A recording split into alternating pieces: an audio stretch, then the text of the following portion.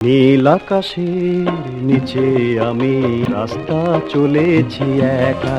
বাংলা চলচ্চিত্রের আকাশ ছোঁয়া জনপ্রিয়তার কারিগর, যার জাদুকরি অভিনয় মুগ্ধ করে রেখেছে প্রজন্মের পর প্রজন্ম।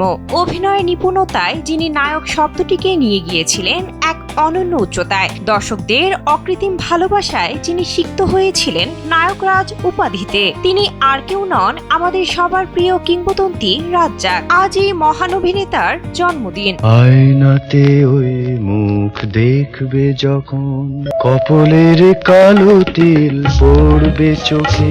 1942 সালের 23 জানুয়ারি ভারতের কলকাতার একটি সম্ভ্রান্ত মুসলিম পরিবারে জন্মগ্রহণ করেন রাজ্জাক। চলচ্চিত্রে নায়ক রাজ নামে পরিচিত হলেও তার পারিবারিক নাম আব্দুর রাজ্জাক। কলকাতার থিয়েটারে অভিনয় করার মাধ্যমে নিজের অভিনয় জীবন শুরু করেন এই তারকা।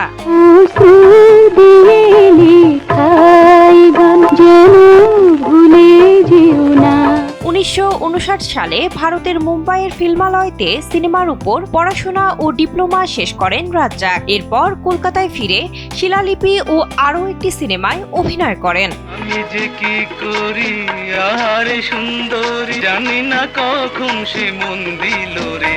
1964 সালে কলকাতায় সাম্প্রদায়িক দাঙ্গার কবলে পড়ে রাজ্জাক তার পরিবার পরিজন নিয়ে ঢাকায় চলে আসতে বাধ্য হন। ঢাকায় এসে উজালা সিনেমার পরিচালক কামাল আহমেদের সহকারী হিসেবে কাজ শুরু করেন। 60-এর দশকে সালাউদ্দিন পরিচালিত 13 নম্বর ফেকু ওস্তাকার লেন সিনেমায় একটি পার্শ্ব চরিত্রে অভিনয়ের মাধ্যমে ঢাকায় তার অভিনয় জীবনের সূচনা হয়। জানি না এখন তুমি কার কথা ভাবছো।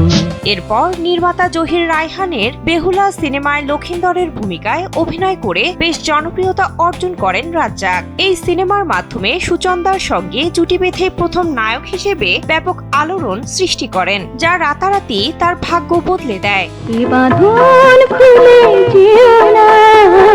চলচ্চিত্র শিল্পে প্রায় অর্ধ শতাব্দী পার করেছেন রাজ্জাক। ক্যারিয়ারে প্রায় 3 শতাধিক চলচ্চিত্রে নায়কের ভূমিকায় অভিনয় করেছেন তিনি। তার ঝুলিতে রয়েছে নীল আকাশের নিচে, ময়নামতি, মধুমিলন, পিচ ঢালা পথ, যে আগুনে পুরি, জীবন থেকে নেওয়া, কি যে করি, অবুঝ মন সহ আরো বেশ কিছু জনপ্রিয় সিনেমা।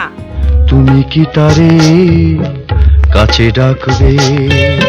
2017 সালের 21 আগস্ট ঢাকায় চিকিৎসাধীন অবস্থায় মৃত্যুবরণ করেন এই নায়ক। বেঁচে থাকলে আজ 84 বছর পূর্ণ করে 85 বছরে পা রাখতেন এই কিংবদন্তি। সিনথিয়া আক্তারি, কালবেলা। হঠাৎ যখন তুমি দেখবে তাকে,